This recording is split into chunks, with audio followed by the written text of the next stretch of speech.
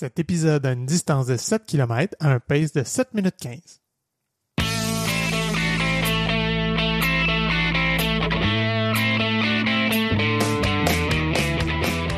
Salut, c'est Coach Bill. On est de retour pour une saison 3 de Coureur.io dans une formule renouvelée. Ici Coach Frank. Évidemment, on poursuit notre mission de vous accompagner dans votre pratique de la course à pied, en étant pertinent, mais surtout en ayant bien du fun. Allô, moi c'est Coach Isa, je suis la petite nouvelle qui se joint à l'équipe. Mets tes souliers, prends tes écouteurs parce qu'on part pour une belle course ensemble.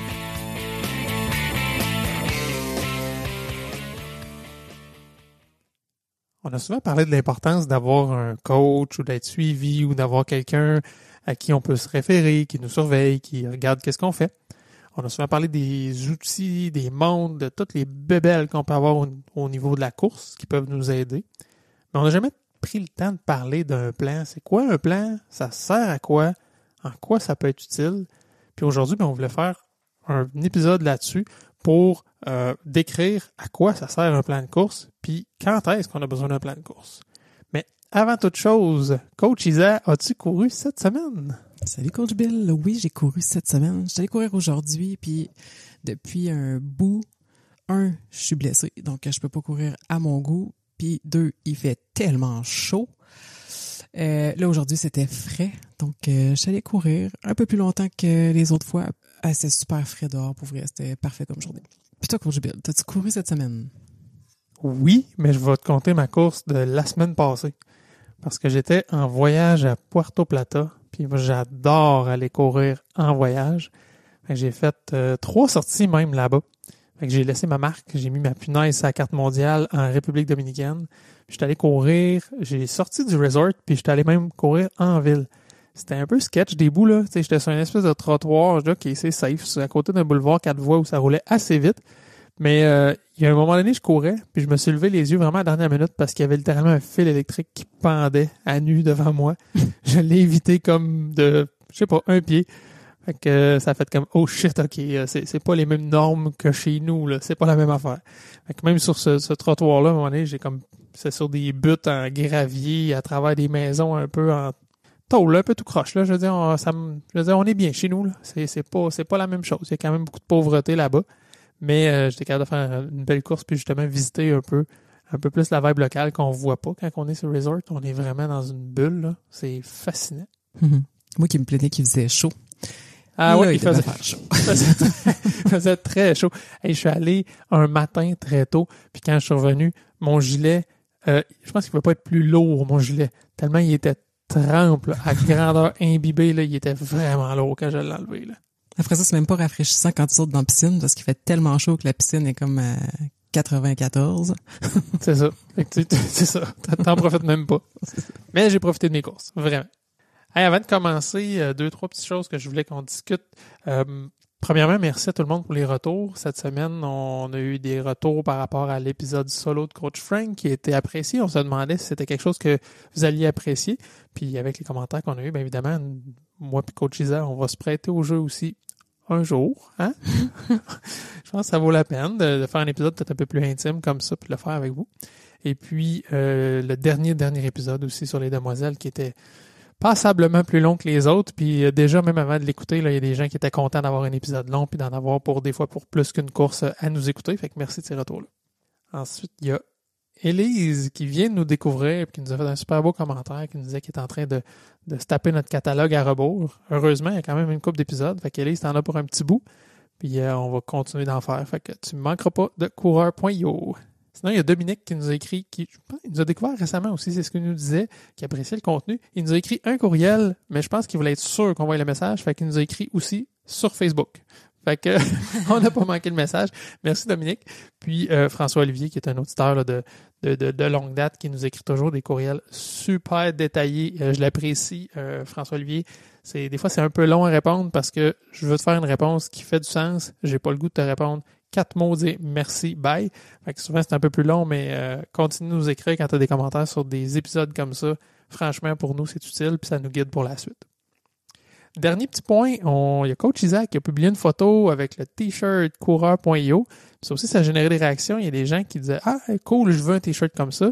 J'ai le goût de le porter dans mes courses. » Et puis, je vous invite sur la publication Facebook de cet épisode-ci à venir nous le dire. Qu'est-ce qui vous intéresserait comme merch? C'est-tu des t-shirts? C'est-tu un t-shirt en coton? C'est-tu un t-shirt technique, même si on s'attend à ce que ce soit peut-être un petit peu plus dispendieux? Y a-tu des bébelles comme ça qui seraient intéressants qu'on produise puis qu'on vous offre pour à l'effigie du podcast? Fait que si on est intéressé, laissez-nous un commentaire là-dessus, ça pourrait vraiment nous aider. Pour entrer dans le vif du sujet, aujourd'hui, on parle de plan d'entraînement. Et puis, comme vous le savez, dans mon ancienne vie, j'étais kinésiologue. Et maintenant, je fais des tatouages. Puis je me suis rendu compte assez rapidement que les gens, quand il manquait de budget, allaient choquer leur entraîneur, leur plan d'entraînement, leur cours de groupe. Mais les gens vont beaucoup moins choquer pour les tatous. Les gens sont... vrai? Ouais, il y a comme c'est émotif, un tatou. T'es attaché à ton tatouage, puis même si c'est pas essentiel, là, ça sert à rien, un tatou, à part être beau et être significatif. Mais les gens avaient plus tendance à lâcher l'entraînement que lâcher le tatouage. Mais aujourd'hui, on va venir donner de la valeur au plan d'entraînement, le pourquoi on veut un plan, quand on veut un plan, quelle sorte de plan d'entraînement, est-ce qu'on se prend un entraîneur, on va tout fouiller sur Internet, etc. Donc, premier point, toi, pourquoi tu suggérerais aux gens d'avoir un plan? Ben, moi, premièrement, ne serait-ce que pour générer de l'engagement. C'est, j'ai quelque chose d'écrit, je sais que j'ai quelque chose à faire. Fait que de l'avoir d'écrit plutôt que juste l'avoir en tête. Ah, faudrait que j'aille courir demain. OK. Mais mettons, je ne vois pas, ça fait quoi? Il y a juste moi qui le sais. Là, si je l'ai décrit dans mon calendrier, dans un chiffrier Excel, ou que c'est peu importe, une appli, un coach qui me l'a donné, ben, c'est déjà un peu plus concret, je trouve. Ça te donne le goût de le respecter parce que t'as quelque chose, t'as un plan, ben, pas fait un plan pour pas le faire, pour pas le suivre. Là. Exactement. Puis tu sais, au-delà de la motivation, comme tu dis, si t'as pas de plan, il y a des jours où tu seras pas motivé, t'as besoin d'une certaine discipline, donc si c'est écrit à l'horaire, ben, si tu respectes pas cette discipline-là, ben, c'est ça, tu vas peut-être pas nécessairement atteindre tes objectifs, fait que ouais, ça peut avoir cet effet-là. Il peut y avoir l'effet inverse, par exemple. Il y en a qui veulent pas avoir de plan parce que ils ont l'impression qu'ils, si une journée ça donne pas, ils peuvent pas faire l'entraînement, ben c'est un sentiment d'échec, il y a une grosse pression, l'impression de devoir quelque chose à quelqu'un, le coach. J'en suis. Pour vrai, là. C'est ça, hein? Ah oui. Ah oui, moi, c'est ça. Tu touches un point, je l'avais pas identifié comme ça. Mais, ouais, moi, c'est un peu ça. Je me dis, c'est trop improvisé ce que je fais comme entraînement. C'est trop, j'allais dire, pas intuitif tant que ça. Mais c'est j'ai envie, je vais, j'ai pas envie, je vais pas. Par contre, je vais quand même mettre une pression de faire un certain kilométrage par semaine. Fait que là, j'essaie de le rentrer, mais finalement, ça me génère un certain stress aussi parce que au jour le jour, il faut que je m'assure de faire de la place dans l'horaire plutôt que de l'avoir planifié d'avance, mettons. Ouais. Tu sais, ça pourrait m'aider. Puis, ouais, je vais le nommer. Il y a un autre bout aussi, là, qui c'est de me commettre, là. C'est-à-dire, OK, je vais faire cet entraînement-là, je vais faire telle affaire. Je sais pas. J'ai comme le goût de le filer un peu cool, là. C'est-à-dire, OK, je vais juste courir. Mais tu vois, si j'en fais pas assez dans une semaine, je me sens quand même coupable. Fait que je pourrais très bien avoir un plan, puis je pense que ça marcherait. J'ai juste peur, je pense, d'un échec, puis de pas le faire, puis d'être déçu de pas avoir rempli mon plan. Ouais, mais tu sais, en même temps, t'en as un plan, là. Si par semaine, t'as un objectif à atteindre, c'est peut-être pas journalier, mais au moins hebdomadaire, t'as quelque chose de fixé dans le temps, puis il y a une progression que tu vas essayer de respecter. Fait que tu sais, si ça te convient, dans le fond, je pense que ça peut être suffisant, là. T'es capable d'avoir la discipline, justement, à tous les jours. Ouais, t'as raison. Moi, ce que je fais, c'est que je me mets une distance minimale par semaine en kilomètres, puis, mais minimale, qui est ma moyenne, là. Je suis autour de cette distance-là. Puis, j'ai la même chose au niveau mensuel. Je vais atteindre tant par semaine, tant par mois. Puis, ben, sur la plus longue run, ça, c'est plus pour le kick de dire, OK, j'aimerais faire tant de kilomètres cette année. Fait que ça me donne vraiment des objectifs court terme, moyen terme, long terme, si on veut. Mais c'est vraiment un guide pour me garder motivé, puis de pas lâcher, de dire, hey, OK, bon, si je slack un peu trop, je vais être déçu à la fin du mois parce que j'aurais pas fait le kilométrage que je souhaitais. Mais c'est pas plus campé que ça comme plan, c'est pas plus précis que ça comme plan. Là. Ouais. Moi, à l'inverse, j'ai besoin d'un plan super précis. Il faut que ça soit compliqué. Faut que ça soit une surprise à chaque fois. Faut pas que je puisse l'anticiper.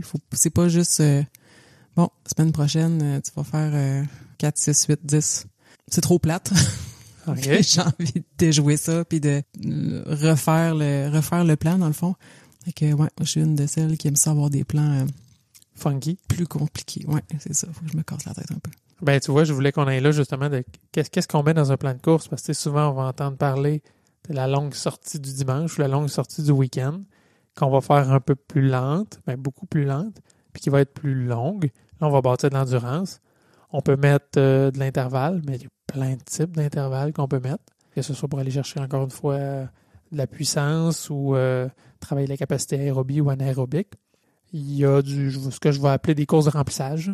Juste faire du millage pour du millage dans la semaine, parce que c'est pas toutes les sorties de course dans la semaine qui sont exigeantes puis qui sont de l'intervalle à haute intensité. Fait qu'il y a des courses qui sont juste faire du millage. Soit souvent, mettons, moi j'aime ça, le lendemain d'un entraînement tough, c'est soit repos ou soit une course très lente. Parce que là, tu vas aller travailler sur du muscle fatigué puis tu vas bâtir un petit peu d'endurance. Ça, j'aille pas ça faire ça. Mais j'aimerais ça savoir, c'est quoi pour toi des courses pas plates puis diversifiées? Ben là, vois-tu, cette semaine, l'idée, c'était de faire un petit peu de volume malgré mon entorse. Puis, j'ai divisé les entraînements en 2 ou en 3. Donc, si j'avais 3 km à faire, j'ai fait 3 fois 1 km. Quoique j'ai pas réussi à le faire avec l'enjeu de la famille. Mais bon, fait que là, c'était comme la créativité du jour, là, de la semaine. Fait que ton 3x1, c'est mettons un le matin, un le midi, un le soir. Là. Exact. Okay. Mais j'ai réussi quand même à faire 3 km dans ma journée. Bon, malgré mon entorse, puis le volume qui était pas trop rapproché, ça a fonctionné. C'est un peu pour déjouer le mental, parce que partir courir 3 km avec mon entorse, ou ce que je t'inquiète, je sais pas, je suis en train de me blesser, je suis pas en train de me blesser, on a parlé, là, tu sais, des sensations. Moi, je viens comme hyper vigilante, puis là, ça fait du mal. Je te l'ai compté tantôt, mais c'est ça, tu sais, je suis partie en courant, j'étais comme, c'est bizarre dans ma cheville, tu sais, ça pique, c'est comme, ça démange dans l'articulation. Je me suis dit, je pourrais en parler avec une physio, puis en revenant chez nous, puis je prends ma douche, puis je regarde où ça pique, parce que ça pique encore, finalement, j'avais juste une piqûre de mouche. Je suis un petit peu trop vigilante sur les sensations dans mon corps, mais effectivement, ça rendait la chose acceptable de diviser mon 3 km en 3. Ça n'a peut-être pas rien changé. Au final, je suis allée courir sur de la fatigue. Mais ça a bien été. Ma cheville va super bien, by the way. Puis au-delà de ça, mettons de l'intervalle, t'aimes ça? Ouais, mais c'est quand même touché dans mon cas parce que dès que je pousse un peu, je viens créer d'autres douleurs, des maux de tête. Mais c'est challengeant, c'est le fun. L'autre fois, on l'a fait. T'es venu comme courir avec moi puis regarder mon patron de course jusqu'à quel point je pouvais aller avant qu'il se dégrade. Fait que là, je savais jusqu'où je pouvais aller justement pour pas me créer de douleur puis d'inconfort. Puis là, je te dirais que j'ai eu du fun parce que j'étais pas scrap après pendant 24 heures avec un assez de mal de tête, là. Mm-hmm. Fait que ça, ouais. Maintenant, je peux te dire oui. Avant, non. Bon, fait que c'est de trouver finalement la méthode. Là. Exact. Ouais. Mais au-delà d'un plan d'entraînement, t'es venu courir avec moi. Fait que tu m'as regardé. Moi, tu vois, j'étais un peu... Encore une fois, je pense, la peur de l'échec, de pas réussir à la hauteur de ce que je voudrais, fait de l'intervalle, souvent, je les évite. C'est pas chiant. Pas vrai, je réalise ça. Il y a une fois que je me rappelle, j'avais eu vraiment beaucoup de fun, puis ça avait été exigeant, là. J'étais avec Kevin, puis on était allé sur une piste. C'était une piste extérieure qui est autour d'un terrain de football. Fait que c'est un terrain, pas comme une piste d'athlétisme, là, c'est pas de l'asphalte, là, mais c'est un espèce de caoutchouc. Là, c'était vraiment un terrain synthétique de soccer, football, là, fait que du gazon synthétique, un petit peu plus rebondissant. Puis on est allé faire de l'intervalle à haute intensité. C'était all out pendant un tour, puis repos pendant un demi-tour. Fait que 400 mètres sprint à fond, OK, quand même. Puis 200 mètres de repos. Fait que t'avais 2 fois plus d'efforts que de repos. Puis on avait fait ça comme 9 ou 10 fois. Hey, j'étais toasté, mais le fait d'avoir été 2 à le faire, par exemple, c'était beaucoup moins pire. Parce qu'il y avait une petite saine compétition qui s'installait, puis en même temps, c'était le fun de le faire à 2, puis de savoir qu'on se rendrait au bout, là. Mais en même temps, l'as-tu refait? As-tu répété? Non. Ouais, c'est ça. Juste une fois. Il n'y a peut-être pas nécessairement les avantages qu'on veut. Parce que qu'est-ce qu'on veut, c'est augmenter la capacité cardiovasculaire. Mais c'est là que de le faire une fois, c'est pas... T'as pas perdu quelque chose. T'as peut-être gagné un peu. Mais t'as raison. C'est là qu'à un moment donné, le plan va s'orchestrer. Puis, en fait, moi, j'étais allé pour suivre Kevin. Il me dit, hey, à midi, tu viens avec moi? Je dis, ouais. Il dit, OK, je fais de l'intervalle. OK, ouais. je vais y aller. Puis, je pense que c'était ça. Il était rendu à 9 fois. Il était dans son entraînement marathon. Puis, les semaines avant, mettons, il a commencé à 3. 4, 5, 6, 7. Il était rendu à 9, puis la dernière semaine, il restait un 10 fois. Fait que dans son plan, à travers les semaines, il y avait quand même une progression qui avait été calculée comme ça. Moi, j'ai fait l'épée, puis je suis arrivé à OK, 9 fois, je le fais avec toi. Mais effectivement, j'ai pas eu toute la progression. J'avais quand même un volume d'entraînement qui me permettait de faire un entraînement comme ça. Mais nécessairement, j'ai pris un peu plus de risques que lui. Parce que des sprints comme ça, j'en fais pas tant que ça. Là. Mais j'ai pas poursuivi. Fait que oui, l'avoir eu structuré sur plusieurs semaines, c'est vrai que là, ça fait du sens, puis on va chercher pas mal plus de bénéfices. Avec qu'est-ce que tu viens de dire, ça m'amène à parler du fait, tu sais, mettons, ton ami a un plan d'entraînement parce qu'il s'est fait faire un plan par son coach, puis tu dis, je vais faire le plan avec toi. T'aurais pu te blesser, dans le fond, tu sais, t'aurais pu te donner trop. Tu t'entraînes depuis longtemps, puis tu connais quand même ton corps. Mais quelqu'un qui commence, puis qui prend le plan de quelqu'un d'autre, c'est un petit peu peut-être se tirer dans le pied pour commencer. Puis, tu sais, tu le sauras pas le lendemain que tu t'es tiré dans le pied. Ça va être après peut-être même plus qu'une semaine. Là. Ça peut être après plusieurs semaines que tout à coup, une petite douleur dans le genou qui apparaît, puis voyons, j'avais pas mal. Puis là, à cette heure, toutes les fois, je monte les escaliers, ça me fait mal. Ou quand je descends les escaliers, j'ai mal dans le genou. Ça peut être long avant que la petite douleur dans le genou s'en aille. Là. Effectivement. Rendu là, c'est quoi le meilleur moment pour avoir un plan? C'est-tu au début de son entraînement? Quand tu as l'idée de commencer à courir, est-ce que tu vas te faire un plan d'entraînement? Ou tu commences un petit peu, tu sais, puis après 2 mois, tu te dis, j'allais me faire un plan d'entraînement. Comme la plupart des personnes qui font comme, je suis pas assez en forme pour courir, j'irai pas me faire un plan d'entraînement. Ouais. Écoute, moi, tu me diras ce que tu en penses. Moi, à mon avis, t'es bien mieux d'y aller au tout début pour justement faire ça comme il faut puis pas te blesser, parce que c'est là qu'on connaît rien, puis que tu as besoin encore plus d'accompagnement. Puis l'autre moment où je pense que c'est important, ou c'est utile du moins de le faire, c'est en vue d'un événement. Si tu dis je veux courir mon premier 10 kilos, ben ça vaut la peine d'avoir un plan qui est structuré pour t'y amener de façon sécuritaire, avec idéalement un peu de marge de manœuvre. Mais moi, je suis d'avis que dans les débuts, c'est très important d'en avoir un. Puis tu as raison, tout le monde dit mais là, je vais attendre d'être bon avant de me prendre un plan ou de trouver un coach. Puis je suis pas assez bon pour. Ouais, mais ça a beaucoup de valeur là, maintenant, alors que tes connaissances sont pratiquement nulles quand tu commences à courir. Tu te connais pas. Tu sais pas non plus si tu as un inconfort ou c'est une douleur. Ouais. C'est une douleur qu'il faut que je me préoccupe parce qu'elle va accentuer ou c'est juste non, je suis juste raqué parce que c'était exigeant. Fait que toute cette méconnaissance-là de ton corps, puis comment ton corps réagit à la course, à ce nouveau sport-là, ce nouveau stress mécanique-là, ben ton plan va au moins te donner un canevas qui sont des grandes généralités. Puis là, on parle même pas de coaching encore, là, mais ça va quand même te donner un canevas qui devrait faire du sens pour la moyenne des ours. Là. Je pense au programme d'introduction à la course de la clinique du coureur qui est assez conservateur. Puis à un moment donné, il ramp up. Puis là, tu commences à faire du millage, mais au début, c'est genre 3 fois une. Fait que c'est pas va courir jusqu'à temps que tu sois plus capable, puis le lendemain, on va en faire un peu plus. C'est vraiment, tu commences. La plupart des gens vont le faire, vont dire mais j'ai rien fait. Je suis sorti 6 minutes, 3 fois une. Ça donne rien. Mais oui, ça donne de quoi. Ouais, c'est ça. Je suis d'accord avec toi. Le seul petit bémol, c'est pour quelqu'un qui a une capacité cardiovasculaire pas suffisante pour faire de la course à pied ou, admettons, tu prends ton plan d'initiation à la course puis qui est, il est planifié sur 1 mois. Oui, probablement que tes composantes cardiovasculaires vont s'être améliorées, mais peut-être pas suffisamment pour tomber avec, là, on tombe dans le continu, puis là, ça va devenir un enjeu. L'augmentation va avoir été trop difficile par rapport à l'amélioration au niveau cardiovasculaire. De là, l'importance peut-être d'aller faire une évaluation. Tu sais, c'est pas grand-chose une évaluation. Tu prends 1 heure, 2 heures de ton temps avec un kinésiologue. Tu vas dans un gym, c'est quand même accessible côté financier, puis tu vas avoir une idée de ta condition physique, puis ça se peut que ton coach va dire, regarde, tu commenceras pas avec ton plan de 3 fois une. Peut-être qu'on va commencer avec de la marche, puis d'autres sortes d'activités pour améliorer ta condition cardiovasculaire. Là. Ou à l'inverse, il va dire, hey, tu as déjà une bonne forme, tu vas vraiment t'emmerder que 3 fois une. On va commencer à la semaine 6 du plan, par exemple. C'est ça. Ouais. Puis t'as raison, c'est quand même relativement accessible. Dans le fond, t'as juste à cancelle ton tatou, puis prends-toi une évaluation. Enlève juste 1 heure de ton tatou. Rapetisse ton tatou. Mais change pas de tatoueur. Prends pas un tatoueur qui charge moins cher, parce que là, je pense que tu vas regretter ton tatou aussi. Ce que je trouve utile aussi d'un plan comme ça, c'est que ça peut devenir un bon outil de suivi, et pour toi, et encore plus si tu as un coach, évidemment.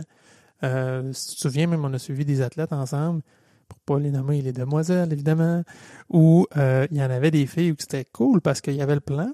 Puis à chaque semaine, oui, on se faisait des rétros, ça exclut pas qu'on se parle, mais directement dans le plan, il allait écrire ce qu'il avait fait réellement. Hey, celle-là, j'ai pas pu la faire, ou celle-là, je l'ai coupée, ou celle-là, je l'ai trouvée difficile.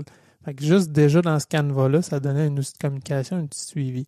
Puis même si c'est pas pour le faire avec quelqu'un, ça peut être juste pour toi-même. Tu dis, OK, je fais mon plan, mais je vais aller le modifier ou l'annoter avec qu'est-ce qui s'est passé. Tu peux aussi utiliser l'échelle de perception de l'effort. Fait que juste aller marquer 0 sur 10, comment je me suis senti pendant cette course-là, puis après, par exemple. Ça a été difficile, mais une fois fini, OK, tout est beau, puis j'ai pas de douleur le lendemain, tout va bien. Fait que ça, c'est intéressant à voir. Puis après ça, quand tu regardes 2-3 semaines, tu te rends compte que, par exemple, à tous les mercredis, tes courses sont exigeantes. Ouais, OK, c'est vrai, les mercredis, j'ai fait en fin de journée. C'est plus difficile pour moi de les faire en fin de journée. Tu es capable de tirer des constats comme ça, que si on ne l'écrit pas et on ne le voit pas sur un continuum, c'est plus difficile de tirer ces constats-là. Ou tu te rends compte que, semaine après semaine, ton effort augmente. Là, tu te dis, bon, c'est-tu parce que je vais trop vite? C'est-tu parce que justement la charge augmente puis c'est bien correct? Mais ça permet de tirer ces constats-là parce que tu l'as de façon concrète puis tu te l'es écrit. Puis aussi, ça peut être un objet de motivation. C'est tu te rends compte que ton 5 km, là, 4 semaines, tu avais marqué que tu étais à 7 sur 10. Puis là, 4 semaines plus tard, tu es rendu à 4 sur 10. Ben, c'est le même 5 km. Ça peut être vraiment motivant. Ça donne une très bonne idée. Oui, on parlait de ce concept-là. On parlait de la gestion de la douleur. Qui disait, ben, si tu cours plus puis que tu n'as pas plus mal, c'est une progression. Les gens disent, ouais, mais j'ai encore mal. Ouais, mais ta douleur n'augmente pas. Puis tu augmentes ta distance, tu augmentes ton entraînement. Fait que c'est une progression. Mais c'est difficile à percevoir, ça. Tandis que, comme tu dis là, si tu mets ta perception de l'effort, ben, tu es capable à posteriori de revenir. Ah ouais, c'est vrai, il y a 3 semaines, c'est ça que je faisais. Puis là, je suis rendu là. Mais sur des métriques, des fois, qu'on pense pas. C'est pas juste de dire j'en fais plus, je vais plus vite. Mais il y a d'autres informations qui peuvent être utiles à se rappeler pour faire un constat. Là. Ce qui est intéressant aussi d'avoir un plan de course, c'est les périodes de récupération. On en a parlé déjà, tu sais, quand on commence à s'entraîner, quand est-ce qu'on passe du fractionné à du continu, puis combien de temps j'attends entre 2 courses. Est-ce que je peux courir 3 jours en ligne? Puis des fois, la réponse, ça va être oui. Des fois, la réponse, ça va être non. Ça se planifie dans un plan d'entraînement, puis aussi en fonction du type d'objectif. Tu sais, si c'est pour aller courir un 10 km en continu, ça va être différent que comme le défi de la tortue qui s'en vient, où qu'on va courir des courts intervalles pendant 12 heures de temps. Donc, ça sera pas le même style d'entraînement. Ce que je trouve intéressant aussi, tu sais, c'est un peu ce qu'on disait un peu plus tôt. Le fait que ça laisse des traces. Mettons, je prends mon plan d'entraînement des Demoiselles 2022, je l'ai encore, je l'ai gardé. Je vois ça a été quoi la progression, je vois justement qu'est-ce qui a fonctionné, qu'est-ce qui a pas fonctionné, est-ce qu'on a fait des erreurs, y a-t-il un moment où ce que ça l'a cassé? Puis tu sais, mettons, tu nommais de noter, OK, les mercredis, c'est parce que je m'entraîne le soir, mais tu sais, il peut y avoir eu des événements importants dans ta vie, un changement de travail, un enfant qui a été malade, n'importe quoi. Donc, de savoir qu'est-ce qui a été mis en place, tu sais, mettons, tu avais un enfant qui était malade, bon, l'horaire, c'était plus serré, c'était plus difficile, qu'est-ce que tu as mis en place? Tu as coupé d'1 kilomètre chacune de tes sorties, bon, fait que ça peut être une stratégie où tu peux aller te référer dans le temps, là. Puis ça, pour toutes ces notes-là, il y a, moi, je le voyais dans un fichier Excel, mais ça peut être aussi au niveau des applications. Je pense à Garmin, Strava, où il y a toujours une note. Il y a le commentaire qu'on met sur notre course, le nom de la course, on peut mettre un sous-titre, mais généralement, il y a des zones aussi qui sont une note personnelle. Fait que d'aller mettre des notes là, ça peut être utile aussi si vous voulez pas gérer un fichier supplémentaire. Fait que sans être un plan, mais au moins, tu as l'information sur tes courses si tu veux t'y référer par historique, par exemple. Mais si tu sous forme de tableau, ben faut aller voir une par une, mettons. D'après moi, tu les vois une par une, par exemple. Okay. C'est que c'est probablement plus difficile à consommer. J'avoue. J'avoue. Mais au moins, tu as l'information. D'ailleurs, tu vois, moi, quand je termine une course, ma montre Garmin me demande 2 choses. Elle me demande ma perception de l'effort 1 à 10. Puis elle me demande comment je me sens. C'est 5 petits bonhommes, là. J'ai un bonhomme qui veut mourir, puis j'ai un bonhomme qui est à l'autre bout, qui est super heureux. Tout est beau, tout va bien. Puis au milieu, j'ai un neutre, puis les 2 intervalles. Là. Fait que quand je finis une course, je prends toujours quand même si, pour vrai, je les reconsulte jamais. Mais ça me permet, moi, à la fin de ma course, de me poser la question, de prendre un petit temps d'arrêt. Comment je me suis senti? Comment était difficile cette course-là? J'étais à 7 sur 10, à 4 sur 10, à 2 sur 10. Puis généralement, ça me fait réfléchir. Ouais, comment ça? Ça fait 3 jours que je vais courir puis je mets toujours 8 sur 10. C'est pas normal. Je suis en train d'échapper, là. Je suis trop fatigué. Je cours trop vite. Je me mets ça trop exigeant. 3 jours en fil, c'est-tu trop? Ça me permet quand même de faire une micro-réflexion, même si c'est pas un grand plan super structuré. Puis pour l'humeur, là, pour vrai, je suis pas bon, là. Moi, je mets tout un 5 sur 5. Je suis tout le temps content quand je finis une course. C'est bien rare que je mets 4 sur 5 ou que mais c'est jamais moi de ça. Quand je finis, je suis content. Fait que ça, c'est une valeur. Puis je sais même pas pourquoi je la rentre, ça vaut rien. Je mets toujours 5 parce que je suis toujours content. Mais j'ai envie de dire que tu vends pas tant le plan que ça. Non, hein? T'es comme anti-plan. En fait, t'es vraiment d'accord à ce que les gens l'utilisent, mais ça s'applique un petit peu moins à toi. Ouais. Cordonnier mal chaussé, probablement. Ben, peut-être, non, ça serait peut-être juste d'identifier qu'est-ce qui est commun pour les personnes tu sais, parce qu'il y a des personnes, je sais que t'en as en tête, c'est, ouais, moi, cette personne-là, je la laisserai pas courir sans plan. Ben, il y en a nécessairement, on l'a dit, que tout l'aspect motivation ou discipline, même. Tu sais, on l'a souvent entendu, le plan, c'est le plan. OK. Fait que tu le fais parce que je t'ai dit de le faire. Si tu le fais pas nécessairement, ben, je dis pas que ça le tente jamais, là, mais il y en a, OK, même si ça me tente pas, c'est ça qui est écrit, je vais faire ça parce que je sais que c'est ça qu'il faut que je fasse pour atteindre mon objectif ou pour faire plaisir à mon coach, qui est une mauvaise raison, mais pour certaines personnes, juste de savoir que, ben là, sinon, mon coach va voir que je l'ai pas faite, là. Mais ça peut être temporaire aussi, là. Ça peut être, bon, ben, j'ai un gros mois à la job, ça me tente pas de me casser la tête. Cynthia, hier, me contait que la dernière semaine, avant les défis des demoiselles, elle avait comme plein de choses à prévoir, les balles de ses enfants, puis les lifts, puis tout ça. Puis elle dit, je pourrais pas faire mes sorties cette semaine. Puis sa coach a dit, garde, envoie-moi tes enjeux, tes incontournables, puis je vais te faire ton plan. Puis tac, tac, tac, tac, elle a placé ça dans l'horaire. Ça a pris 5 minutes. Elle a retourné ça. Elle a eu son plan. Fait que des fois, ça peut être juste, c'est ça, temporaire. Parce que tu sais que tu pourras pas les placer. Puis tu dépends de ton coach ou de la motivation que ton coach te donne à dire, il faut que je fasse mes sorties. Mais ça, c'est génial qu'elle ait pu avoir ça puis que son coach ait fait. Moi, ça, je trouve que c'est une des grandes valeurs d'un coach. Puis, c'est pas tout le monde qui pense à le faire. Ben là, mon coach, je l'ai payé, il m'a donné mon plan, je vais le faire. Puis si je le fais pas, j'irai pas le gosser avec ça, tu sais.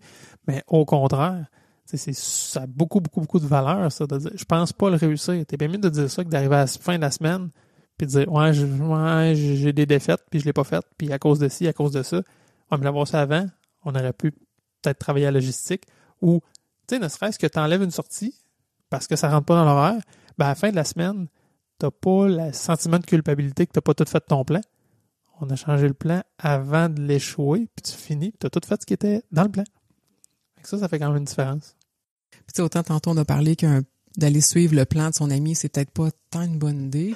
Oui, la course, c'est un sport individuel, mais il y a un enjeu de groupe, là. C'est le fun, courir en groupe. C'est le fun, courir avec sa gang, partir, monter à Ottawa avec ta petite gang. C'est très hot.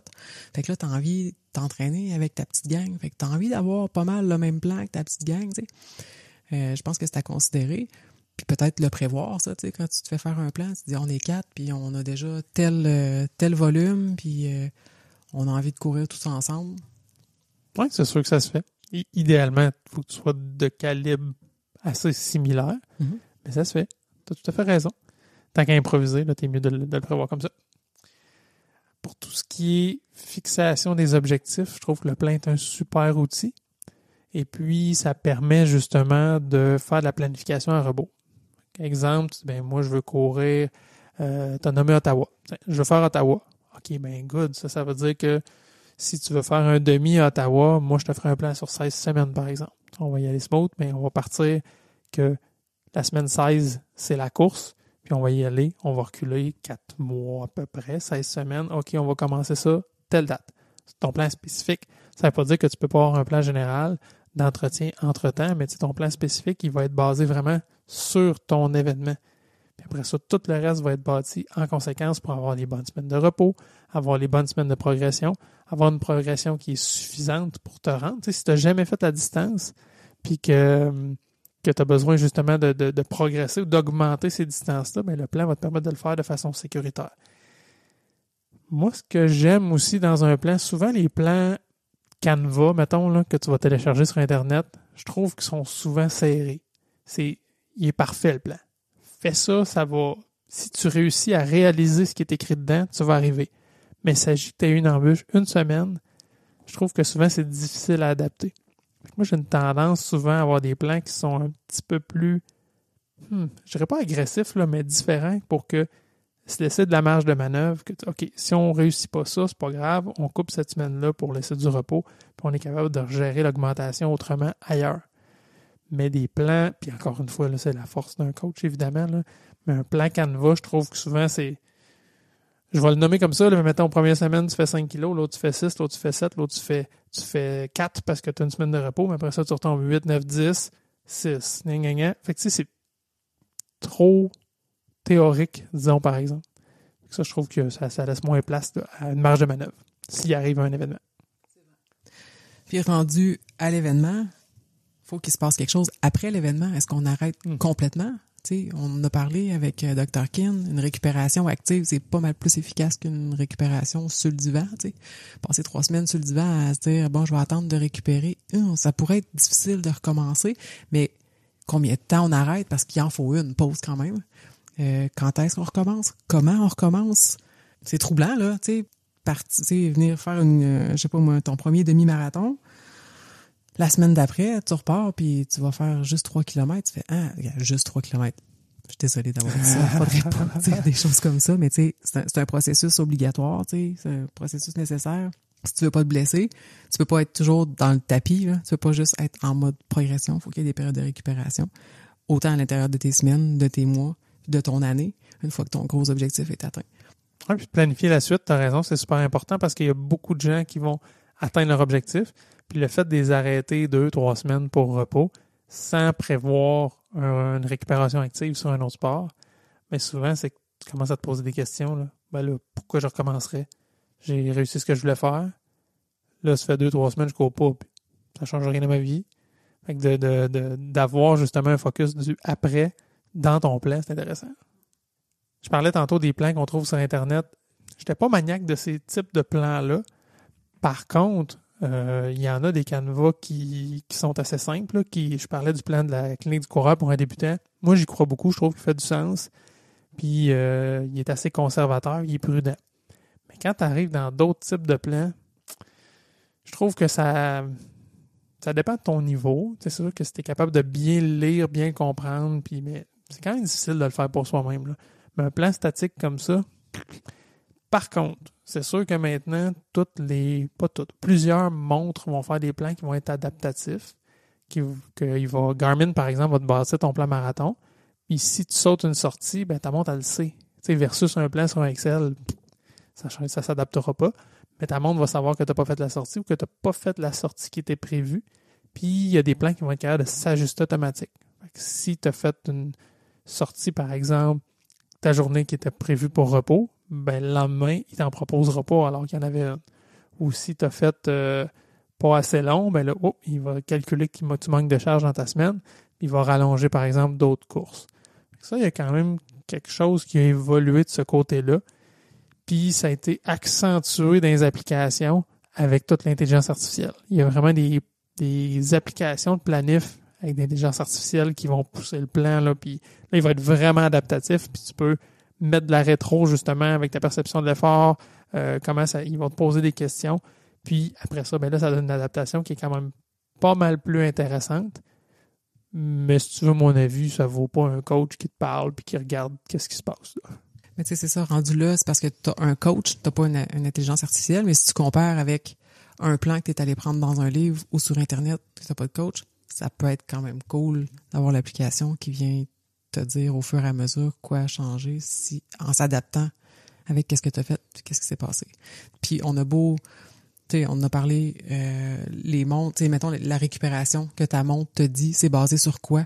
Ça tient-tu en considération? Ça tient pas en considération qu'est-ce que tu as mangé? Si tu as mal dormi, ça peut le savoir, là, mais clairement, un coach va avoir ces informations-là, puis ça va être un petit peu plus spécifique, là. Mais c'est cool. Dans les applis, je dirais, autant c'est cool, justement, avec toute l'intelligence artificielle, les évaluations, avec toutes les métriques, il y a tellement de capteurs maintenant, ça montre justement qu'ils peuvent aller chercher l'information intéressante. Par contre, moi, j'ai vu plusieurs applications qui m'ont fait grincer des dents où c'était de la publication agressive, de la promotion agressive sur Facebook. Puis c'était beaucoup axé sur prends notre application, puis on te garantit que tu vas perdre 10 livres dans le prochain mois. Tu sais, j'étais comme non, c'est pas ça la course, là. C'est pas ça l'idée. C'était très, très axé sur tu vas perdre du poids ou c'est sûr que tu vas être bon, alors que pour moi, c'est pas ça, là. Je trouvais que c'était très, très, très, très loin du bien-être de la course. C'était toutes des petites phrases catchy, fait que c'est sûr que eux veulent accrocher des gens. Puis en plus, ils disaient hey, si tu n'as pas perdu 10 livres dans un mois, on te rembourse ton abonnement. J'étais comme ça m'avait vraiment laissé un peu froid, là, cette agressivité-là pour acquérir des clients. Mais je comprends que c'est la game, là. Puis ça doit nécessairement marcher s'ils le font, là. Oui, c'est ça, c'est vendeur. Puis c'est un peu le sujet que j'aimerais ça apporter dans mon épisode solo. On perd-tu du poids à courir? La réponse, pas tant. Ça peut, mais pas tant. Puis un peu le pourquoi c'est pas nécessairement ça qui se produit. Mais il y a une différence entre avoir un plan qui dit, bon, ben tu vas courir à telle pace ou à V1, V2, V3. C'est quoi V1, V2, V3? Puis là, je prends ton évaluation, ton VO2 max que tu as fait, tu vas avoir des valeurs concrètes. Ta puissance, ton VO2 max, tu peux savoir exactement. Tu t'entraînes, tu vas courir à 90%. OK, 90% de quoi, tu sais? Fait que c'est beau, tu as un chiffre sur ta montre, t'as une fréquence cardiaque, mais on en a parlé, la fréquence cardiaque, ça peut varier en fonction de la température dehors, s'il y a une fatigue. N'importe quel plan vaut pas n'importe quel plan. Je pense qu'il y a une évaluation, puis il y a des valeurs vraiment spécifiques. Je pense qu'il y a quelque chose de plus précis là, comme objectif à atteindre. Puis tu as nommé quelque chose, tu as dit qu'on a V1, V2, V3. Moi, j'ai vu des plans que c'était V1, V5, V10, V21. T'en as qui vont travailler R1, R5, Z1 à Z10. Pour vrai, ça vaut la peine de comprendre le langage du plan puis qu'est-ce que ça veut dire. Tu sais, si c'est un coach qui vous l'a fait, soyez pas gênés. Prenez le temps de dire hey, qu'est-ce que ça veut dire, ce que tu as écrit là, parce que je veux faire la bonne affaire. Ou si c'est un plan Canva qui vient de quelque part, normalement, ça va être expliqué. Il va y avoir une légende, ça va être un peu écrit. Mais c'est important parce que sinon, ça peut pas vouloir dire la même chose, pas en tout. Je donne un exemple. Moi, je coachais du groupe à un moment donné, puis j'utilisais, ça provenait du livre Courir mieux, je pense, de Jean-François Harvey. Et puis, il y avait des tableaux de course. Ce qu'il donnait, lui, là-dedans, c'était V1, V3, V5, V21, V42, VR, VE. Fait que VR, vitesse de récupération, VE, vitesse d'endurance, puis les autres, c'est ta vitesse sur 1 km, 3, 5, 10, demi, full marathon.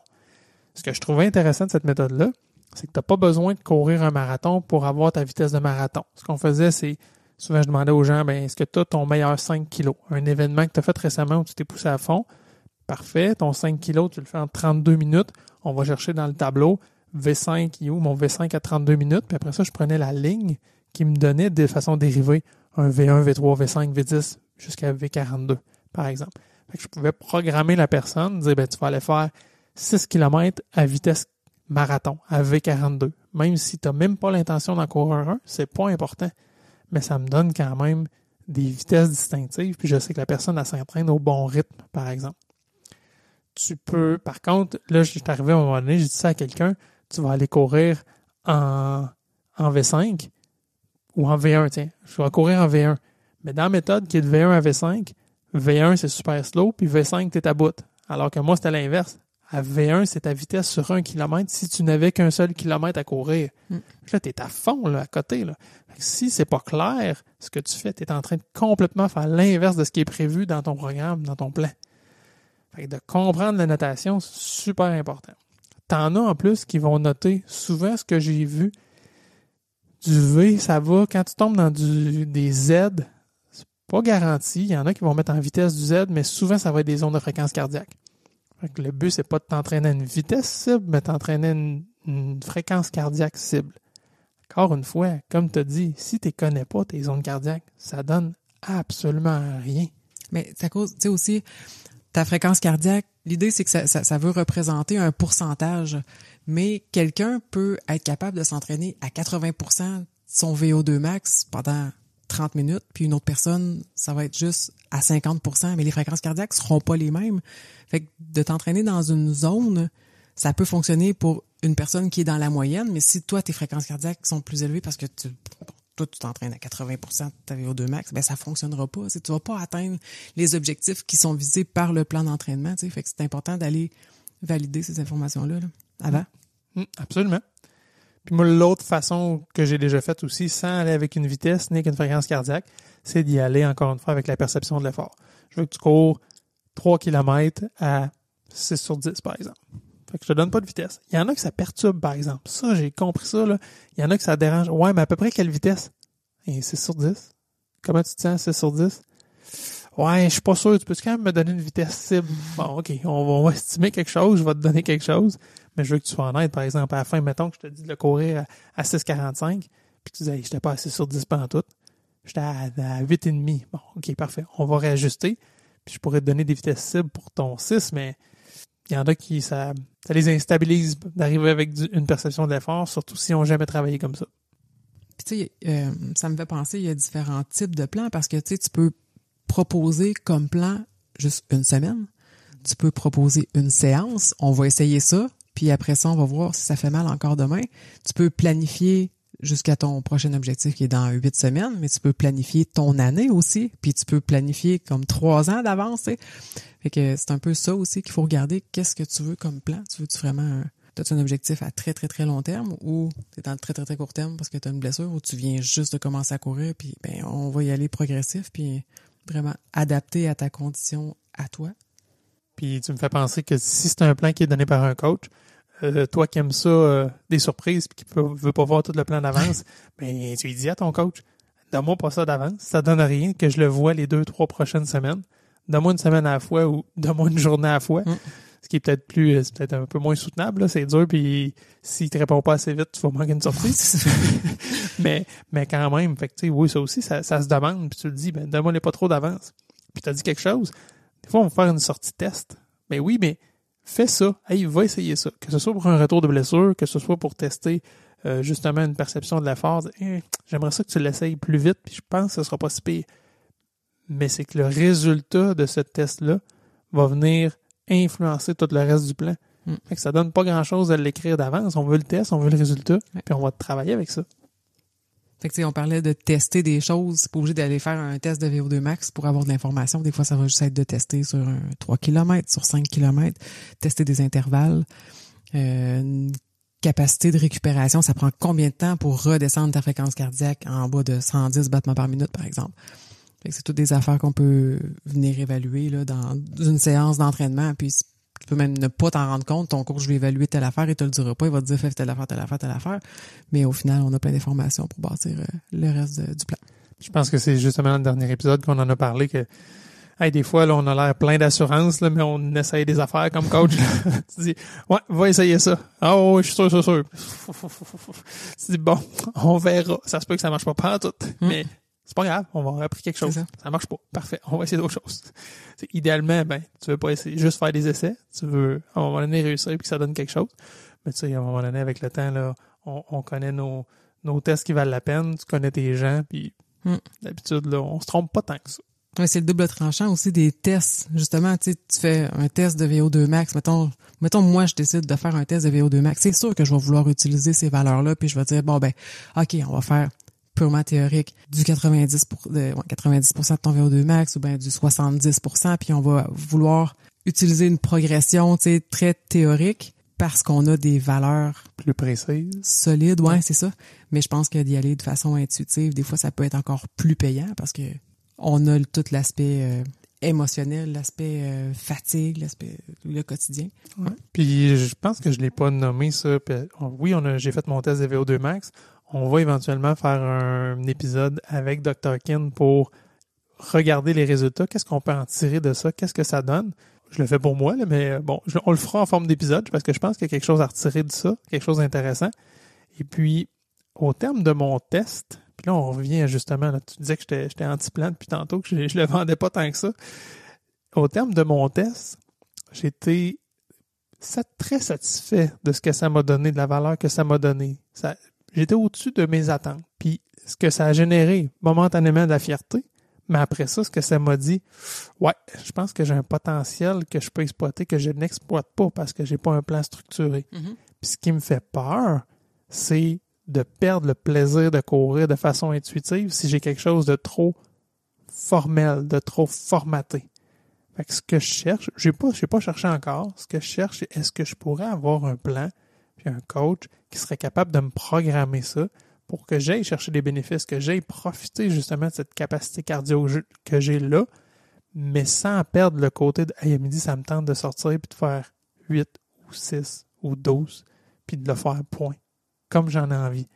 Fait que je cherche, moi, puis je parle pour moi, puis je suis sûr que ça va parler à d'autres, mais je la cherche cette zone-là. Est-ce que je fais juste continuer à courir dans le plaisir puis faire ce que je veux en ayant quand même une charge qui est soutenable, puis je fais quand même attention, comme on disait tantôt, à mon volume hebdomadaire, à mon volume mensuel, ou j'aurais peut-être moyen d'avoir quelque chose de mitoyen, là, de plugger une sortie par semaine, par exemple, qui est plus intensive, puis qui serait plus spécifique. OK, pour une sortie par semaine, je m'inflige, entre guillemets, du travail de course, puis le reste, je profite. Mais j'ai dit ça, là, puis je le sais pas, j'ai pas trouvé ma recette encore. Mais le risque est grand quand même parce que tu vas t'infliger quand même pas mal de travail pour une progression qui va peut-être s'étirer dans le temps. Tu n'auras peut-être pas une progression comme quand tu as commencé à courir. Là, ça monte en flèche au départ, mais là, ça fait quoi? Ça fait 10 ans que tu cours. Ça se pourrait que... J'ai été sur la progression. Ben là, tu vas dire, Caroline, j'ai travaillé fort, puis OK, l'amélioration en vaut-tu la peine? Ça fait-tu vraiment la différence? T'en serais-tu rendu compte? Aurais-tu atteint les mêmes résultats au final en n'ayant rien fait de plus? Ben, ça se peut que oui, là. En fait, on va demander à Dr. Kin, je sais pas. Je vais pas te décourager. Tu donnes pas le temps d'avoir un plan, en tout cas. Je suis pas vendeuse non plus, tu sais. Mais c'est parce que je le comprends, l'enjeu. Je sais que t'as beaucoup de plaisir à courir, puis ben, une fois par semaine, tu pourrais souffrir un peu, dans le fond. Je pense que oui. Une fois par semaine, je pense que ça le ferait. Je pense que oui. Faudrait que je l'essaie. Je vais t'en faire un plan. Ah ouais? Oui. OK. On essaye ça. On va prendre les infos que Dr. Kin donne, puis on va te bâtir quelque chose là-dessus. Essaye ça. En plus, tu sais que j'ai accès à une piste d'athlétisme, fait que c'est... Ah, c'est vrai? Ça aussi, c'est intéressant. Là. Ah oui? Ouais. Ben, ce que je trouve cool pour faire de l'intervalle sur une piste, justement, c'est que dans la rue, sur une piste cyclable, c'est pas si pire. Faut quand même que tu sois prudent parce qu'il y a des gens, il y a des vélos, il y a des enfants, il y a des rues à traverser, des fois. Fait que si t'es mal timé puis t'arrives dans ton intervalle sprint, il te reste à peu près 400 mètres ou 200 mètres à faire puis t'arrives à une rue, à une croisée puis il y a des voitures. Ça gosse, tu sais. Puis parce que faire un 180 degrés quand t'es en sprint, c'est pas mieux non plus. Non, c'est ça. T'arrives au rond-point, Fox. Je suis arrivé trop vite. Mais ça, je t'avoue que tourner en rond, ça me perturbe, mais tourner en rond sur une piste dans un environnement contrôlé pour faire de l'intervalle, je trouve que c'est quand même sécurisant, par exemple. Puis tu dis, j'aurai pas d'obstacle. C'est sûr que j'aurai pas d'obstacle. Je vais être capable de faire. Si je le réussis pas, c'est purement moi. J'ai aucun aléa qui peut arriver. Là. J'ai rien qui va me bloquer. Ça fait quand même le tour, hein? Je pense que oui. Finalement, c'est-tu bon un plan? On ne sait plus, hein? Je pense que c'est ça. Ça dépend des objectifs. Ça dépend de où tu pars. T'es quand, toi, aujourd'hui? T'as jamais couru? T'as-tu déjà pratiqué un sport, mais jamais la course à pied? Est-ce que t'es blessé? T'es-tu en post-événement? Qu'est-ce qui est accessible? Un coach sur le long terme ou juste un plan à suivre pour avoir ta propre motivation? Les tests qu'on peut faire, on veut-tu des valeurs réelles des fréquences cardiaques, du VO2 max, ou on y va avec des tests un peu plus simples sur le terrain? Je pense que c'est plein de facteurs à prendre en considération. Puis toi, ta motivation, c'est quoi? Comme tu dis, veux-tu te donner la charge pour atteindre d'autres objectifs ou c'est juste pour le plaisir puis ça va juste te mettre une pression inutile? Fait que finalement, on répond pas à la question. Non. On moi, vous laisse ça. Ouais, moi, j'aime savoir un plan. Ouais. Mais c'est personnel à moi. Puis pourquoi t'aimes ça? Ben, ouais, pourquoi j'aime ça? C'est-tu l'obligation? Pas tant, peut-être un peu. Peut-être que ça va me forcer à dire, OK, là, faut que je fasse un peu plus ça, faut que ça augmente. Puis, honnêtement, je me rappelle pas ce que j'ai fait la semaine d'avant, là. Si je l'ai pas écrit, j'ai aucune idée combien de kilomètres j'ai fait. Puis là, ben, ça va être en dents de scie. Ça peut être correct, là, c'est intuitif, comme tu disais. Mais, mettons, avec l'objectif du marathon, là, oublie ça, là. Tu sais, je l'ai jamais fait. Tu sais, tu me dis, bon, mais c'est pour courir 10 km, c'est correct, là. Je veux dire, je vais me gérer, là. Ça devrait aller. Mais pour le marathon, non, ça me prend un plan. Ouais, c'est ça. C'est plus difficile, effectivement, sur un demi ou un marathon, on tombe plus long d'être intuitif. Là. Mais même ton premier 10, hein, tu fais ton premier 10, là, t'es mieux d'avoir un plan. C'est facile. T'sais, j'oserais dire, puis là, je veux pas minimiser. Là, moi, je me souviens quand j'ai fait mon premier 5, là, j'étais le roi du monde. Je fais comme, je pensais jamais faire ça de ma vie, un 5. Mais je trouve que de passer de 5 à 10, parce que chaque distance, les distances officielles, c'est toujours le double. Hein. Quand tu fais ton premier 5, tu te dis « Hey, j'ai réussi un 5 km! » Puis là, tu fais ça une couple de fois. Je pourrais peut-être m'essayer pour le 10. 10, c'est le double! Puis là, quand tu te rends 10, qui est encore une grosse montagne, si tu veux passer à l'autre niveau, c'est encore le double. C'est violent, là. C'est vraiment tough. Mais à mon avis, il y a quand même un point de bascule, là. Le 5, je prétends que c'est relativement accessible pour quiconque qui est sérieux puis qui n'a pas de prédisposition ou de blessure grave. Un 5, je pense, c'est très accessible pour les gens en général. Un 10, il faut que tu sois quand même plus sérieux puis que tu aies un entraînement qui fait du sens. Là. C'est encore drôle, j'ai envie de t'ostiner là-dessus Ah oui, pour le 5 km parce que tu passes d'intervalle à continu, ce qui est très difficile mentalement. Tu as beaucoup de barrières à passer, puis là, tu passes du 2 km, 3 km. Je comprends, là, ton 10, là, effectivement, là, c'est une charge supplémentaire, là, c'est d'autres barrières, mais d'arriver à faire 5 km en continu alors que tu n'étais pas capable de te rendre au coin de la rue, c'est énorme, là. C'est encore plus que x2, te rendre au coin de la rue, ça prenait 1 minute. Fait que tu passes de 1 minute à 30, 35, 40 minutes, selon. Non, je pense que c'est quand même un gros enjeu. Puis quand tu repars d'une blessure où tu as arrêté 6 mois de temps, puis là, tu te dis, crème, je courais 10 km, puis là, je recommence, puis je suis même pas capable de courir 5. C'est dole, là, de repartir, de passer de 10 à 5. Oui, j'en conviens, t'as raison. Ah oui, c'est ça, je voulais rajouter, par exemple. Je peux pas me faire mon plan. Je suis pas capable de me tatouer. Je suis pas capable de me faire un plan. C'est un épisode tatoué course aujourd'hui. Ouais, là, c'est parallèle, facile à faire. Ben oui. Mais là, j'ai fait les 2 jobs. Je fais les 2 jobs. Non, je peux pas me faire un plan, puis j'ai beau me le faire, puis je vais tout le temps le modifier. Comme si je le faisais pour un athlète, mais là, j'ai trop d'informations. J'ai bien trop d'informations. Je suis dans ma propre tête. Non, c'est pas possible. Puis je me souviens justement de la course où on a fait un test ensemble. Puis je t'ai dit, t'es à combien sur 10 dès que t'as fini, là. T'es à combien sur 10? Ben, je pense 10 ou 9.5. Puis quelques minutes après, t'es à combien? Ouais, 9, ouais, 8,5. Fait que tu sais, clairement, ton évaluation. Imagine si t'es déjà dans l'évaluation, faut que je te challenge pour avoir une information. Toi, avec toi-même, oublie ça, là. Non. Oublie ça. Mais Non, mais des piqûres de mouche, je pense que c'est mon articulation qui pique. Mais j'étais à la même place que toi, tu vois, je pense que je serais incapable de me faire un plan. Puis déjà quand je le fais pour quelqu'un, là, j'y mets beaucoup de cœur, puis je crée une logique. Là, c'est comme, OK, on va faire ça, on va faire ça, on va faire ça. Je vois l'autre semaine, tout ça se bâtit tout dans ma tête. Puis je pense à la personne, je pense à, OK, oui, ça fait du sens pour elle, puis on va faire ça. Puis, ah oui, ça, elle va aimer ça, par exemple. Pour moi-même, non, oublie ça. C'est sûr, je serais pas capable.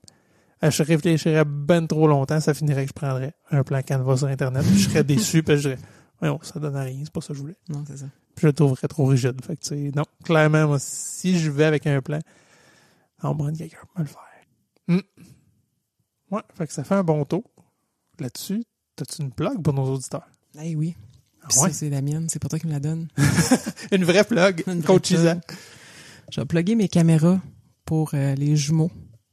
Parce que j'étais vraiment due pour aller courir, puis il n'y avait pas de moment possible. Fait que j'ai endormi les gars, j'ai parti la caméra sur mon téléphone, puis j'étais allée dans ma rue, j'allais dans une direction, je faisais 200 mètres, je revenais dans l'autre direction 200 mètres. Fait que j'ai réussi à faire quelques mètres avec les caméras ouvertes. J'ai pu bouger pendant la sieste des cocos. Puis toi, Bill, t'as-tu une plug? Et moi, je vais plugger mon ami Pierre. Parce que Pierre, il nous a écoutés, il a le goût de partir un podcast maintenant sur le vélo de montagne. Puis j'encourage, c'est le fun, il y a une belle communauté vélo de montagne. Pierre a vraiment quelque chose à partager, c'est un compteur né. Fait que moi, j'ai juste hâte qu'il parte son balado pour pouvoir l'écouter, même si je fais pas de vélo de montagne. Je suis sûr que ça va être intéressant. Puis en plus, aujourd'hui, Coach Isa a enregistré avec le micro de Pierre qui nous a prêté pour qu'on fasse des tests de son. Donc Pierre, je te souhaite de lancer ton balado et longue vie à ton podcast. Sur ce, qu'est-ce qu'on dit à nos auditeurs? Hey, bonne course!